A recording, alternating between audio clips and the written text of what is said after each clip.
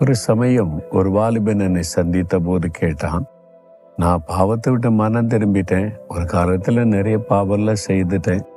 ஆண்டவர்கிட்ட மன்னிப்பு கேட்டேன், மன்னிச்சிட்டாரு. அந்த சந்தோஷம்லாம் வந்துட்டு. ஆனா இப்போ நான் ஜெபம் பண்ண போனா என் மனசுல யாரோ பேசுறாங்க, நீ இப்படிலாம் பாவம் செஞ்சல முன்னால, பிறகு பெரிய பரிசுத்தவான் மாதிரி ஜெபம் பண்ற, நீ ஜெபம் பண்ண கேட்கப்படுமா படுத்தி யாரோ என்னை குற்றப்படுத்துறாங்க. என் மனசாட்சி வாதிக்கிறா, ஜெபிக்க முடியல, பைபிள் வாசிக்க முடியல, கஷ்டப்படுகிறேன் என்பதாய் சொன்னான்.